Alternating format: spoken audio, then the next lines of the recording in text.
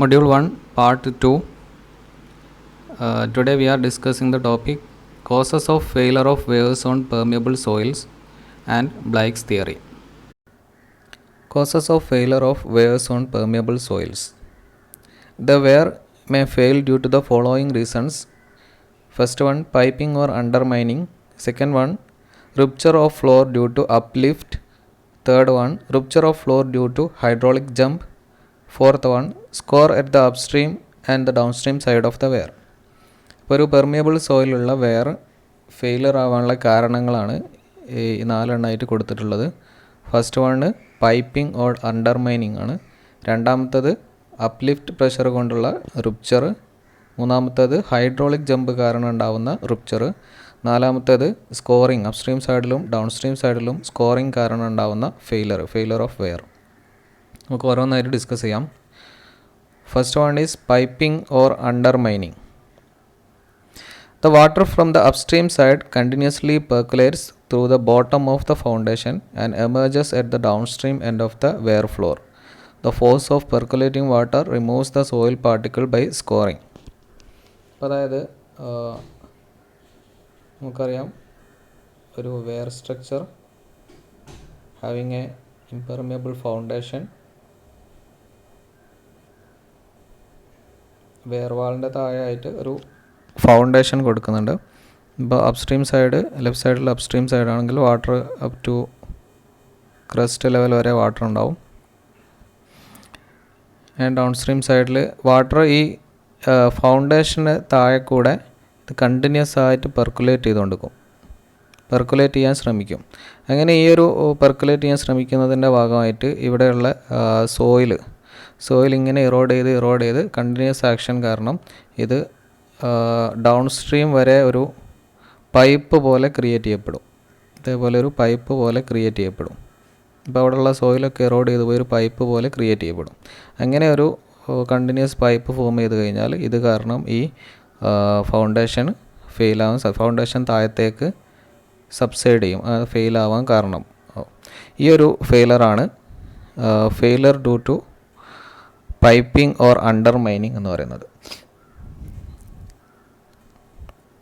അതായത് as the process of removal of soil particles goes on continuously, a hollow pipe-like depression is formed from the upstream towards the downstream through the bottom of the foundation. Due to the hollow formation, the wear or barrage may fail by subsiding.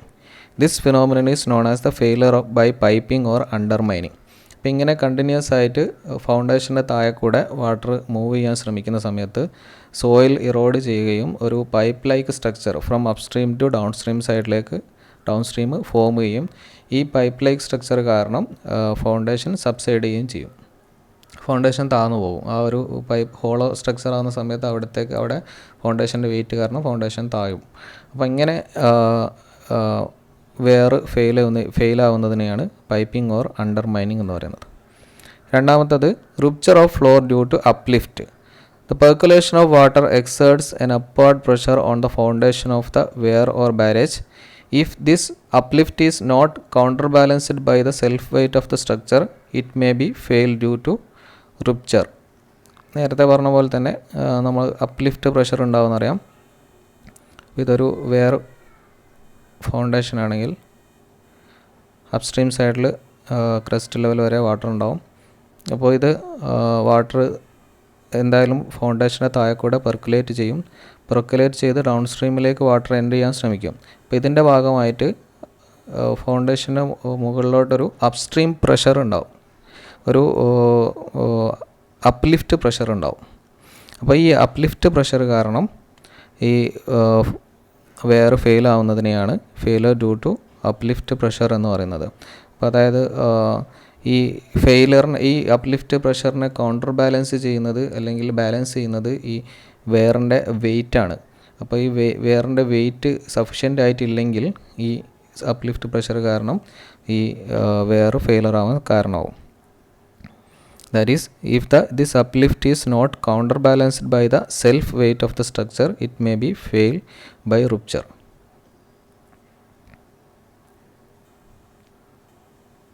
Okay. Next, rupture of floor due to hydraulic jump or standing wave. Hydraulic ജമ്പിൻ്റെ മറ്റൊരു പേരാണ് standing wave. അപ്പോൾ standing wave കാരണം floor fail ആവുക, വെയറിൻ്റെ floor fail ആവുക. When the water flows with a high velocity over the crest of the weir or over the gates of the barrage, then hydraulic jump develops. This hydraulic jump causes a suction pressure or negative pressure on the downstream side, which acts in the direction of uplift pressure. If the thickness of the impervious floor is not sufficient, then the structure fails by rupture. അതായത് ഒരു വെയറിൻ്റെ മുകളിൽ കൂടെ water high വെലോസിറ്റിയിൽ move ചെയ്യുന്ന സമയത്ത് downstream സൈഡിൽ hydraulic jump form ചെയ്യുന്നുണ്ട്. അപ്പോൾ ഇതൊരു വെയർ സ്ട്രക്ചറാണെന്ന് വിചാരിക്കാം. ലെഫ്റ്റ് സൈഡിൽ വാട്ടർ ഉണ്ട്. വാട്ടർ ഈ വെയറിൻ്റെ മുകളിൽ കൂടെ അല്ലെങ്കിൽ ഗേറ്റിൻ്റെ മുകളിൽ കൂടെ ഫ്ലോ ചെയ്യുന്ന സമയത്ത്, ഹൈ വെലോസിറ്റിയിൽ ഫ്ലോ ചെയ്യുന്ന സമയത്ത് ഡൗൺ സ്ട്രീം സൈഡിലൊരു ഹൈഡ്രോളിക് ജമ്പ് ഫോം ചെയ്യുന്നത്, അതായത് സഡൻ ഇൻക്രീസിങ് ഡെപ്ത്. ഈ സഡൻ ഇൻക്രീസിങ് ഡെപ്ത് കാരണം ഒരു സക്ഷൻ പ്രഷർ അല്ലെങ്കിൽ ഒരു നെഗറ്റീവ് പ്രഷർ ഉണ്ട്. നമുക്കറിയാം സീപ്പേജിൻ്റെ അല്ലെങ്കിൽ അപ്ലിഫ്റ്റ് പ്രഷറിൻ്റെ ഡയറക്ഷൻ ഇതാണ്. അതേപോലെ അതേ ഒരു ഡയറക്ഷനിലാണ് ഇതിൻ്റെ പ്രഷറും വരിക. ഈ സ്റ്റാൻഡിങ് വേവ് അല്ലെങ്കിൽ ഹൈഡ്രോളിക് ജമ്പിൻ്റെ പ്രഷറും വരുന്നത് ആ ഒരു ഡയറക്ഷനിലാണ്. അത് സക്ഷൻ പ്രഷറാണ്, നെഗറ്റീവ് പ്രഷറായിട്ടാണ് വരിക. ഈ ഒരു ഡയറക്ഷനിൽ പ്രഷർ വരുന്ന സമയത്ത് ഇവിടെയുള്ള ഈ ഡൗൺ സ്ട്രീം ആപ്രൺ അല്ലെങ്കിൽ ഡൗൺ സ്ട്രീമിലുള്ള ഫൗണ്ടേഷനെ, റുപ്ചറിനെ അത് ബാധിക്കും. അത് ഫൗണ്ടേഷൻ ഫെയിലർ ആവാൻ കാരണമാകും. ഇത്രയും ഈ പ്രഷർ ഹൈ വെലോസിറ്റിയിൽ വരുമ്പം ഡൗൺ സ്ട്രീം സൈഡിലുള്ള പ്രഷർ കൂടുന്ന സമയത്ത് ഇവിടെയുള്ള ഫ്ലോറ് റുപ്ചർ ആവാൻ കാരണമാകുന്നു. If the thickness of the impervious floor is not sufficient, then the structure fails by rupture. അപ്പോൾ തിക്നെസ് സഫിഷ്യൻ്റ് ആയിട്ടുള്ള തിക്നെസ് കൊടുത്തിട്ടില്ലെങ്കിൽ ഇത് പെട്ടെന്ന് തന്നെ റപ്ചർ കാരണം ഫെയിൽ ആവുന്നു, ബ്രേക്ക് ആയി പോകും, അങ്ങനെ ഫെയിൽ ആവുന്നു. Then next mode of failure is score at the upstream and downstream side of the weir. High velocity flow of water result in the scoring effect in the downstream and on the upstream side of the structure. The score holes so formed may progress towards the structure causing its failure. അപ്പോൾ upstream സൈഡിലും downstream സൈഡിലും water flow കാരണം ഉണ്ടാകുന്ന soil erosion കാരണം ചെറിയ ചെറിയ holes ആവും. അത് പിന്നീട് വലുതായിട്ട് സ്ട്രക്ചർ ഫെയിൽ ആവാൻ കാരണമാവും. ഇങ്ങനെ 4 റീസൺസാണ് ഒരു വെയർ ഫെയിലർ ആവാനുള്ളത്. അതായത് പൈപ്പിംഗ് ഓർ അണ്ടർ മൈനിങ്, അതായത് വെയറിൻ്റെ ഫൗണ്ടേഷന് താഴെ ഒരു ഹോളോ പൈപ്പിലേക്ക് ക്യാവിറ്റി ഫോം ചെയ്യുന്നു, അത് കാരണം സ്ട്രക്ചർ ഫെയിൽ ചെയ്യുന്നു. Then second is rupture of floor due to uplift pressure കാരണം ഫൗണ്ടേഷൻ ഫെയിലർ ആവുന്നു. അതേപോലെ ഹൈഡ്രോളിക് ജമ്പ് കാരണം ഫൗണ്ടേഷൻ ഫെയിലർ ആവുന്നു. അതേപോലെ സ്കോറിങ് കാരണം, അപ്സ്ട്രീമും ഡൗൺ സ്ട്രീമുമുള്ള സ്കോറിങ് കാരണം ഫൗണ്ടേഷൻ ഫെയിലർ ആവുന്നു. There are some remedial measures for controlling this type of failures. അതിൽ ഫസ്റ്റ് വരുന്ന റെമഡിയൽ മെഷേഴ്സ് എന്ന് പറഞ്ഞാൽ increasing the impervious floor length increase ചെയ്യാം. അത് ലെങ്ത്ത് ഇൻക്രീസ് ചെയ്ത് കഴിഞ്ഞാൽ സീപ്പേജ് ഫ്ലോ അല്ലെങ്കിൽ ക്രീപ്പ് ലെങ്ത്ത്, വാട്ടർ ക്രീപ്പ് ചെയ്യുന്ന ലെങ്ത്ത് ഇൻക്രീസ് ചെയ്യും. അത് കാരണം ഫെയിലർ നമുക്ക് കൺട്രോൾ ചെയ്യാൻ പറ്റും, കുറയ്ക്കാൻ പറ്റും. അതേപോലെ മറ്റൊരു remedial മെഷറാണ് thickness, impervious ഫ്ലോറിൻ്റെ thickness increase ചെയ്യുക. തിക്നെസ് ഇൻക്രീസ് ചെയ്യുന്ന സമയത്ത് സെൽഫ് വെയിറ്റ് ഇൻക്രീസ് ചെയ്യും. അതേപോലെ ഇതിൻ്റെ സ്റ്റെബിലിറ്റി ഇൻക്രീസ് ചെയ്യാൻ പറ്റും. നമുക്ക് അപ്ലിഫ്റ്റ് പ്രഷറിനെയൊക്കെ റെസിസ്റ്റ് ചെയ്യാൻ പറ്റും. നെക്സ്റ്റ് മറ്റൊരു റെമഡിയൽ മെഷേഴ്സാണ് അപ്സ്ട്രീം ആൻഡ് ഡൗൺ സ്ട്രീം സൈഡിൽ പൈല് കൊടുക്കുക, ഇംപെർവിയസ് പൈലുകൾ കൊടുക്കുക. അപ്സ്ട്രീം ആൻഡ് ഡൗൺ സ്ട്രീം സൈഡിൽ പൈലുകൾ കൊടുത്തു കഴിഞ്ഞാൽ വാട്ടർ ഈ പൈലിനെ കവർ ചെയ്തുകൊണ്ട് ക്രീപ്പ് ചെയ്യണം അല്ലെങ്കിൽ സീപ്പേജ് ചെയ്യണം. അപ്പോൾ വീണ്ടും ക്രീപ്പ് ലെങ്ത്ത് കൂടുകയാണ് ചെയ്യുന്നത്. അങ്ങനെ പല റെമഡിയൽ മെഷേഴ്സും ഉണ്ട്. അപ്പോൾ ഇതിൻ്റെയൊക്കെ ബേസിൽ ഈ ഒരു സീപ്പേജ് ഫ്ലോ, സബ് സർഫസ് ഫ്ലോൻ്റെ ബേസിൽ some theories are forwarded by Bligh's and Khosla's theories ഉണ്ട്. അപ്പോൾ അതിൽ നമ്മൾ ആദ്യത്തെ ബ്ലൈക്സ് തിയറിയാണ് പഠിക്കാൻ പോകുന്നത്. Based on the subsurface flow ആണ് ഈ തിയറി ഡിസൈൻ ചെയ്തിട്ടുള്ളത്. According to the Bligh's theory, loss of head of percolating water along the contact of base of apron with the subsoil is proportional to length of its travel. അപ്പോൾ സർഫസിൻ്റെ, അതായത് ഫൗണ്ടേഷൻ്റെ താഴെ കൂടെയുള്ള subsurface flow അതിൻ്റെ length proportional to the loss of head. വാട്ടറിന് എന്തായാലും ഒരു head ഉണ്ടാവും. അപ്പോൾ ആ ഹെഡിൻ്റെ ഹെഡ് ലോസ് എന്ന് പറയുന്നത് should be proportional to creep length. അങ്ങനത്തെ ആ ലെങ്ത്തിന് പറയുന്ന പേരാണ് ക്രീപ്പ് ലെങ്ത് ആണെന്ന് പറയുന്നത്. He designated the length of travel as the creep length which is the sum of horizontal as well as vertical length of creep. ഹൊറിസോണ്ടലായിട്ടും വെർട്ടിക്കലായിട്ടും move ചെയ്യുന്ന ക്രീപ്പ് ലെങ്ത്തിന് സമ്മാണ്. വെർട്ടിക്കൽ എന്ന് പറയുമ്പം നമ്മൾ പൈൽ പ്രൊവൈഡ് ചെയ്യുകയാണെങ്കിൽ വാട്ടർ വെർട്ടിക്കലായിട്ട് മൂവ് ചെയ്യും. അപ്പോൾ ഹൊറിസോണ്ടലായിട്ടും വെർട്ടിക്കലായിട്ടും എല്ലാം കൂടെ മൂവ് ചെയ്യുന്ന ലെങ്ത്തിൻ്റെ sum that should be proportional to the head loss. Also, Blix assumes that the hydraulic gradient is constant throughout the impervious length of the apparence. Hydraulic gradient constant ആണ്. ഏത് പോയിന്റിൽ എടുത്തു കഴിഞ്ഞാലും ഹൈഡ്രോളിക് ഗ്രേഡിയൻറ്റ് കോൺസ്റ്റൻ്റ് ആണ്. അപ്പോൾ അതായത് നമുക്കറിയാം if H is head of the water which should be proportional to the length creep length or hydraulic gradient is equal to H by L. Hydraulic gradient നമുക്ക് എച്ച് ബൈ എൽ എന്ന് എടുക്കാം. That should be constant. ഇപ്പോഴൊന്നുമില്ല. അപ്പോൾ cut ഓഫുകളൊന്നും ഇല്ലാത്ത ഒരു floor ആണെങ്കിൽ അപ്പോൾ അതിൻ്റെ ടോട്ടൽ ക്രീപ്പ് ലെങ്ത് എന്ന് പറയുന്നത് എൽ ആണ്. ഇവിടെ മാർക്ക് ചെയ്തിട്ടുണ്ട്, എൽ ആണ് ടോട്ടൽ വാട്ടർ മൂവ് ചെയ്യുന്ന length L. And total head of water is capital H. Then നമുക്ക് എച്ച് ആൻഡ് എൽ തമ്മിലുള്ള ഗ്രാഫ് ഇങ്ങനെ വരയ്ക്കാം. അപ്പോൾ ഈ ഒരു ലൈൻ സൂചിപ്പിക്കുന്നത് ഹൈഡ്രോളിക് ഗ്രേഡിയൻറ്റ് ലൈനാണ്. ഇനി floor with vertical cut off ഉള്ള ഫ്ലോറുകളാണെങ്കിൽ അപ്പോൾ അപ്സ്ട്രീം സൈഡിൽ നിങ്ങൾക്കൊരു പൈൽ കാണാം, pile B. And downstream സൈഡിലും ഒരു പൈൽ കാണാം, പൈൽ ഇ. അപ്സ്ട്രീം സൈഡിൽ having depth equal to D1, downstream സൈഡിൽ having depth equal to D2. And total head of the water is H. Then H and L തമ്മിലുള്ള curve നമുക്ക് ഇതേപോലെ കിട്ടും. Bligh's subsoil hydraulic gradient line ഇങ്ങനെയാണ് കിട്ടുന്നത്. അപ്പോൾ total creep length എത്രയുണ്ടാവും? Here D1 plus total length L plus D2. D1 plus ഇവിടെ D1 left സൈഡിലുണ്ട്, D1 right സൈഡിലുണ്ട്. അപ്പോൾ 2D1 ഉണ്ടാവും. 2D1 plus L plus 2D2. അതായത് according to the Bligh's theory the total creep length L for the case of figure A, ഫസ്റ്റത്തെ കേസിൽ upstream and downstream cut ഓഫുകൾ അല്ലെങ്കിൽ പൈലുകൾ ഇല്ലാത്ത കേസിൽ total creep length capital L is equal to small L. And second കേസിൽ രണ്ട് upstream സൈഡിലും ഡൗൺ സ്ട്രീം സൈഡിലും പൈൽ കൊടുത്തിട്ടുള്ള വെർട്ടിക്കൽ കട്ട് ഓഫ് കൊടുത്തിട്ടുള്ള, പൈൽ എന്ന് പറഞ്ഞാൽ വെർട്ടിക്കൽ കട്ട് ഓഫ് തന്നെ കൊടുത്തിട്ടുള്ള കേസസുകൾ total creep length capital L is equal to 2D1 plus L plus 2D2. If H is total head loss, the loss of head per unit length of creep is given by C is equal to capital H divided by total creep length. That is equal to capital H by L എന്ന് പറയാം. Small c is called percolation coefficient. That is small c is the loss of head per unit length. Total loss of head divided by total creep length. Capital H by L എന്ന് പറയുന്നതാണ് small c. The reciprocal of percolation coefficient is called coefficient of creep, capital C. അപ്പോൾ സിയുടെ reciprocal that is 1 by small C എന്ന് പറയുന്നതാണ് capital C, or capital C is equal to capital L by H. അപ്പോൾ coefficient of creep, അപ്പോൾ ഈ capital C ആണ് coefficient of creep എന്ന് പറയുന്നത്. കോയിഫിഷ്യൻ്റ് ഓഫ് ക്രീപ്പ് പല ടൈപ്പ് ഓഫ് സോയിൽസിനും പല വാല്യൂ ആണ്. Light sand and mud coefficient of creep is given as 18, and fine mica sand, it is found in northern Indian rivers, having capital value of coefficient of creep is 15, and coarse grained sand having coefficient of creep is equal to 12, and boulders or shingle, gravel and sand mixed having coefficient of creep is equal to 5 to 9. different types of soil coefficient of creep change ആവുന്നുണ്ട്. coefficient of creep എന്ന് പറഞ്ഞാൽ L by H ആണ്, capital L. creep length divided by head ആണ്, or reciprocal of loss of head per unit length of creep. ഇതിനെയാണ് coefficient of creep എന്ന് പറയുന്നത്. Okay, next നമുക്ക് ബ്ലൈക്സ് design criteria നോക്കാം. എങ്ങനെ ബ്ലൈക്സ് തിയറി യൂസ് ചെയ്തുകൊണ്ട് design ചെയ്യുന്നത്.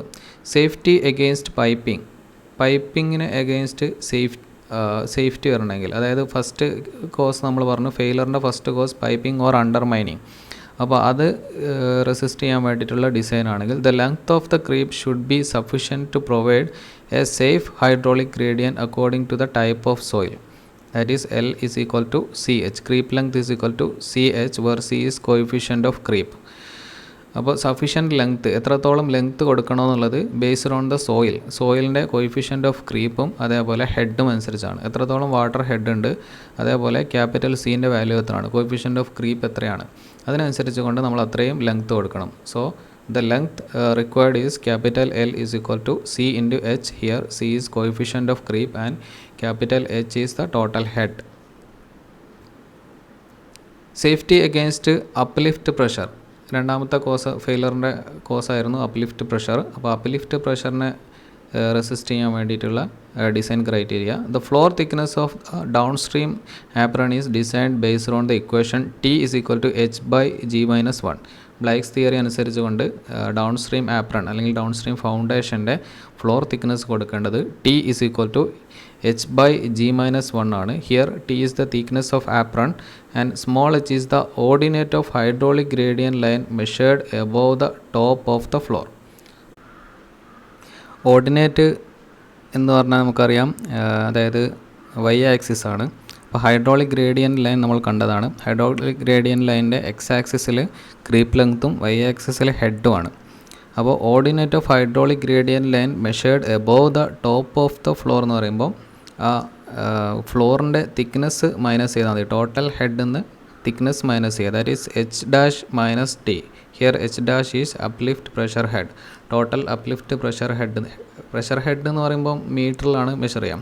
അപ്പോൾ ആ പ്രഷർ ഹെഡ് നിന്ന് thickness of the floor minus ചെയ്ത് കഴിഞ്ഞാൽ നമുക്ക് സ്മോൾ h കിട്ടും. And also G is the specific gravity of material used for foundation. അപ്പോൾ ആ ഫൗണ്ടേഷന് യൂസ് ചെയ്യുന്ന മെറ്റീരിയൽസിൻ്റെ സ്പെസിഫിക് ഗ്രാവിറ്റിയാണ് G എന്ന് പറയുന്നത്. അപ്പോൾ thickness of foundation according to the Bligh's theory is equal to H/G-1. അപ്പോൾ ഇവിടെ ഈ തിക്നെസ് എന്ന് പറയുന്നത് ഡൗൺ സ്ട്രീം സൈഡിലാണ്, അതായത് വേറവാളിൻ്റെ ഡൗൺ സ്ട്രീം സൈഡിലേക്കുള്ള തിക്നെസ്സിൻ്റെ ഡിസൈനാണ് ഈ കൊടുത്തിട്ടുള്ളത്. അപ്പോൾ അപ്സ്ട്രീം സൈഡിൽ തിക്നെസ് എന്ന് പറയുന്നത് സഫീഷ്യൻറ്റ് തിക്നെസ് കൊടുക്കാനാണ് ബ്ലൈക്സ് തിയറി വെച്ച് പറയുന്നത്. സഫീഷ്യൻറ്റ് തിക്നെസ് എന്ന് പറയുമ്പോൾ അപ്സ്ട്രീം സൈഡിൽ വാട്ടർ ഉണ്ടാവും.